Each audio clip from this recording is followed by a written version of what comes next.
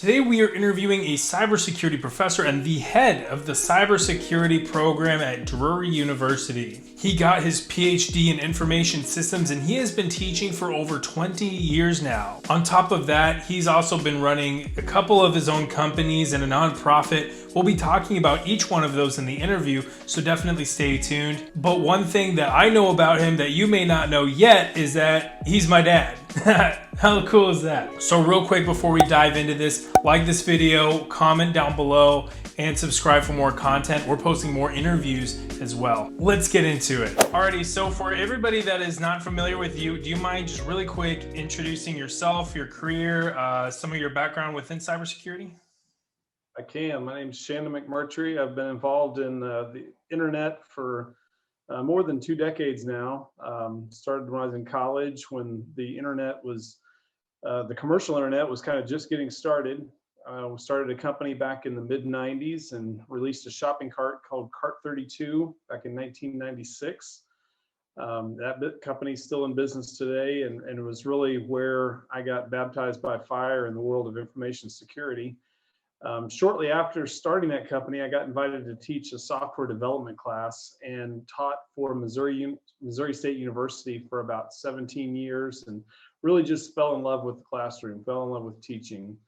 Was able to teach their first cybersecurity course, and eventually was able to develop a program, and then got recruited to go do the same thing at Drury about 5 years ago. So now I've been teaching at Drury since 2016.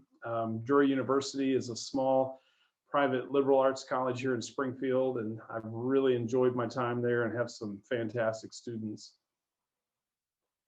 Sweet. So, I mean, as you mentioned, you've spent some time in higher education and specifically in the university setting. How have you seen cybersecurity evolve in your time teaching? Yeah, that's a great question. There are today there are some schools that are doing some really fantastic work with cybersecurity. One of the things I'm most excited about is the National Cyber Defense Competition, National Collegiate Cyber Defense Competition, which is going on right now. In fact, I saw a tweet just a few minutes ago that the University of Texas in Austin won the Southwest Conference today. Each conference in the country is producing some really outstanding teams, and they go on to have a competition at the national level, and a lot of really great recruiters sponsor that competition, are there to scoop up the students. So really, the amount of schools that are doing hands-on education has grown a lot in the last probably 5 to 10 years, and that's really what's needed is really hands on keyboard, eyes on glass, helping students really understand what's moving through their systems at the packet level so that they can become, really strong systems administrators, really have a deep understanding of the operating system and networking and just what's going on with the computer before they can even really think about defense. So it's improved a lot in the last 5 to 10 years. Sweet. Have you ever seen any resistance to the creation of a cybersecurity program at the collegiate level? I don't think I'd say resistance as much as just challenges in execution. As you know, cybersecurity is a challenging topic. It's not something that comes naturally to a lot of people. So finding faculty that are qualified to teach it, and then coming up with a good approach to help students get that kind of fundamental systems knowledge. Some parts of the country, we're doing a really good job of teaching technology at the high school level, but that's not true nationwide. We still have a lot of room for improvement here in Missouri, and we're not alone in that. So I think until we can get better at teaching students the basics as they're coming out of high school, it's going to be a tough row to hoe at the collegiate level, because you really need to have that fundamental basic understanding of technology before you can even think about security. So a lot of cybersecurity programs are still investing a lot of time in teaching those fundamentals, and that's a good thing. That needs to happen. What would you say? I mean, you mentioned teaching the fundamentals at the high school level. Would you say that that's kind of the top challenge towards teaching cybersecurity at the university level, or would you say there's another challenge, and what would that challenge, what would the solution to that challenge be? I think a lot of it is just exposing kids to the possibility of cybersecurity as a career. It's not really something they come out of high school thinking about. Programs like the Cyber Patriot program that the Air Force does nationwide is those are fantastic. And the more schools that we can get involved in competitions like that, the better, because it gives kids an outlet to kind of explore some of those options in a safe, ethical way, and not get into trouble. And that's what we need is more exposure. Awesome. Have you found, kind of shifting back to the university level here for just a little bit more, do you find that universities are supportive of advancing, your own cybersecurity education and that of other faculty and staff? Yeah, and that's a challenge, but that's something that we can all do a better job of also individually, taking advantage of all the resources that we can find online, getting involved with B-sides conferences in our area and helping to continue those. There's a lot of really good opportunities for people if you just look. And yeah, certainly universities are supportive of faculty doing research in the area, continue to advance knowledge in the field, and also obviously continue to develop their own skills and knowledge. Awesome. How have you seen different students' approach to learning cybersecurity evolve over time? Oh, that's a good question. I mean, here again, there's such a wide range of skills and abilities as students come in. So one of the challenges for faculty is kind of level setting across that and helping the students who have been exposed to it continue to advance their skills and continue to learn, while not leaving behind the ones that maybe are a little further behind. So there's really not a good cookie cutter, one approach fits all that you can use. You have to tailor your instruction to every individual student, which obviously makes preparation hard. It makes the pace of what you're going to cover, and especially those early classes, more challenging. But the more that you can supplement your material with online resources, like TryHackMe, like VulnHub, like there's so many really good, strong resources out there now where students can go and get, fill in some of the gaps, learn some of the skills that they may have missed, to try to come along in those early classes. So you made a point a little bit earlier about how teaching cybersecurity at like a high school level is going to really help at the collegiate level, where you can kind of build on the fundamentals. I talked to John Breath, who is a cybersecurity professional up here. He has his own YouTube channel. About He had a video where he built a secure network with his kids, and they're like, I Mhm. don't know, I'd say, I guess, middle school age or whatever. So, would you say that that is a good age to kind of get started with those concepts? And how can we, as an information security community, tailor effective lessons for that age range, and then kind of make cybersecurity accessible to them, so that kind of is an option in their head to begin with? Yeah, well, here again, I'm going to do another plug for the Cyber Patriot program from the Air Force, because they've got some curriculum actually targeted toward middle school students. And I think that it's really never too young to start learning about technology, to being exposed to computational thinking.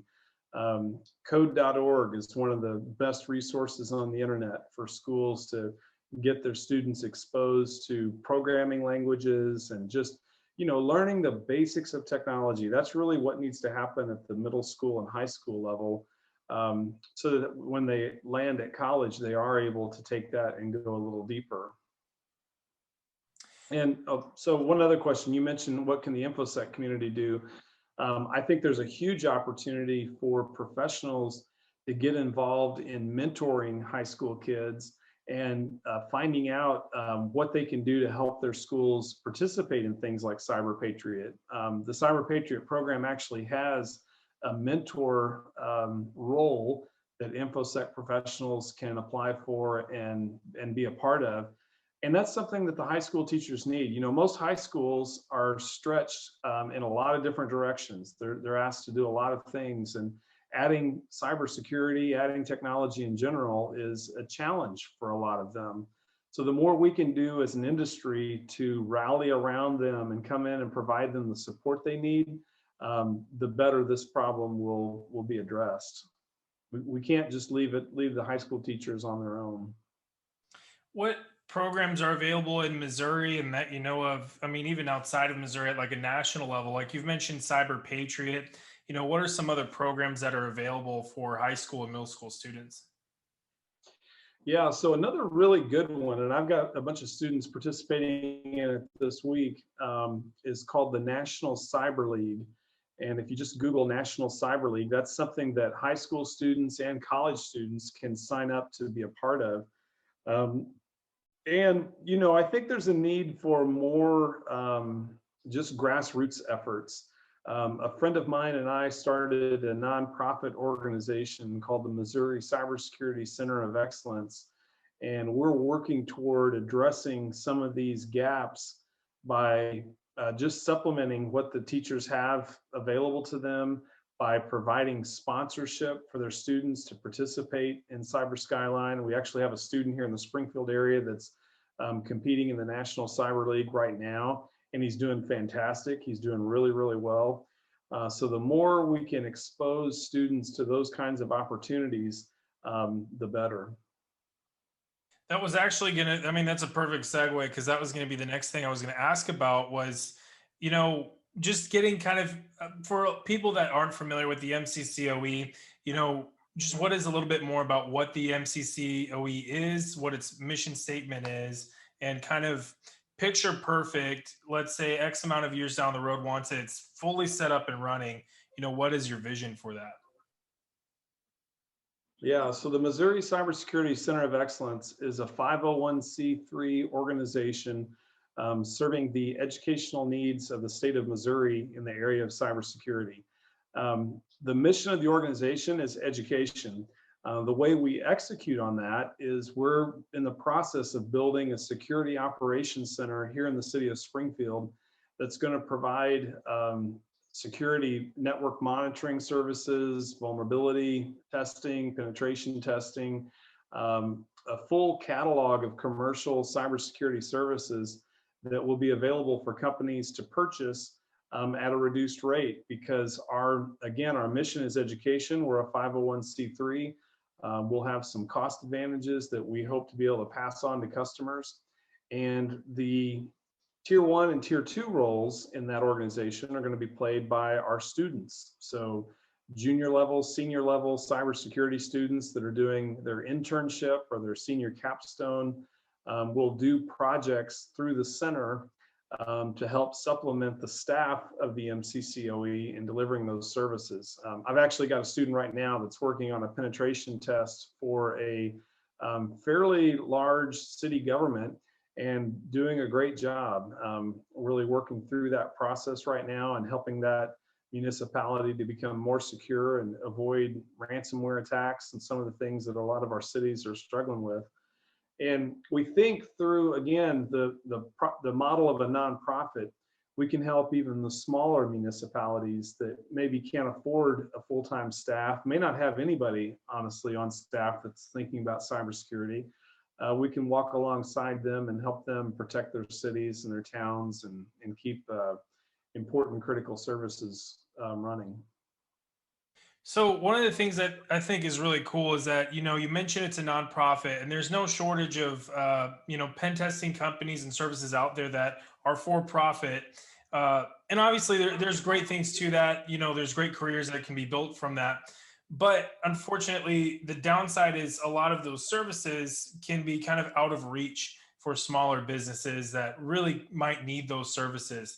How big holistically, whenever we talk about, maybe at like a national level in terms of cybersecurity, how big of a gap can that create where small to mid-sized companies may not necessarily see any kind of security audit or pen test as an option towards auditing their security? And, how does the, MCCOE and similar organizations to it fill that gap?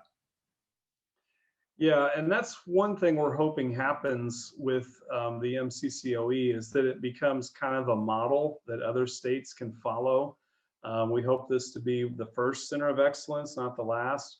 And we would like to see it start to fill some of that gap at the lower end.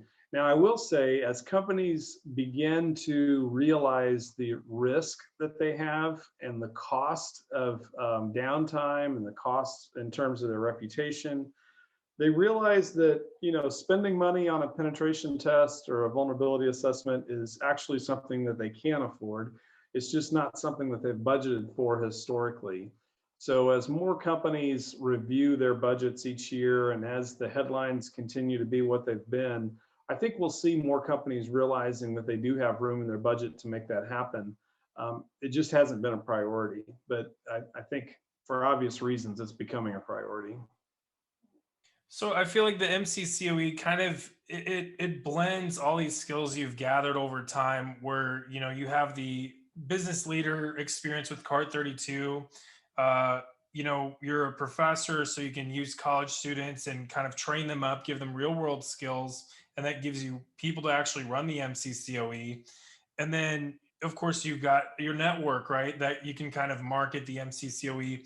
There's probably a lot of cybersecurity professionals watching this that they may not be able to check some of those boxes. And I think probably one of the big ones will be the academia piece, right? Is networking with the local university, knowing cybersecurity students that they could pull.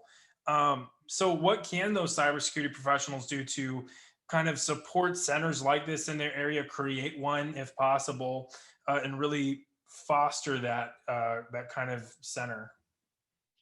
Well, fortunately, there really are a lot of programs that are doing fantastic work. And so I'll go back to a couple of the competitions that I mentioned earlier. The National Collegiate Cyber Defense Competition is a big one. So follow those regions. Look at the schools that make it to the finals. Look at the schools that win their regionals, that win nationals. Also, the National Cyber League, they actually have a cyber power rankings list nationwide. And so there's some really good schools in every state in our country that are doing great work. So it's just a matter of finding them. And I anticipate that if you work in the industry and you reach out and make contact with one of those schools, you will be greeted like they're seeing an oasis in the desert, because they need those contacts. They need people from industry who have an interest in what they're doing and are willing to help. Because I don't think any of us, I'm speaking for myself now, but I think most of my colleagues in the industry would say none of us know is to know. We know a very, very small piece of it. And there's always so much more to learn, so much more to do. And so that imposter syndrome that you hear people talk about is real, and it's true in academia also, because we may know quite a bit about a real small piece, but we need to bring alongside people from industry that know a really lot about this piece and a whole lot about this piece and more about this piece. And it's really the community as a whole that can provide what's needed. And that's true of the MCCOE too. I'm a small piece of that. We have an incredible advisory board. We've got another great co-founder that's on board helping to make this happen. And were it not for his knowledge and his contacts, it certainly wouldn't be where it's at right now. So it really does take a village. I mean, we've all got to lock arms and walk together, and we can make this better. I think I want to pull two different things from that. One would be just the sheer breadth of information that constantly is evolving, that you continually have to learn, just to keep up, right? And the other would be the imposter syndrome. And so we'll start kind of with the breadth of information, and to kind of tie it back into our earlier discussion on the university level and kind of teaching that information, or even like the high school level. How much of a challenge does the breadth of information pose in actually teaching this information, and how important is it for any teacher of any level to be really keeping up with their information and teaching up-to-date information? Well, fortunately, at the fundamental basic level, things like binary and hexadecimal, they haven't changed for quite a long time. Ethernet and the way packets flow through networks, those things really haven't changed. So really forming that deep base level knowledge, not just of the OSI model, but of protocols that are of the OSI model, how those things show up in packet captures and in log files, and just kind of fitting the puzzle pieces together.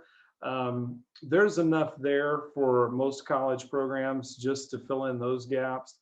But once you have that knowledge, then really it's a matter of everything that is old is new again, because a lot of the same mistakes that we made in the early days of web applications, we now see developers making in mobile applications.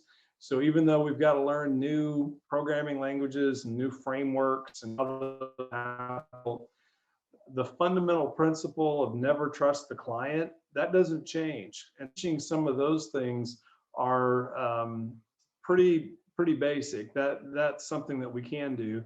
And then just defining what is the client. Is it a web browser? Is it a mobile app? Is it a watch application? Is it some kind of a DApp running on a blockchain? Where is the client, and what mistakes are we making that is resulting in too much trust?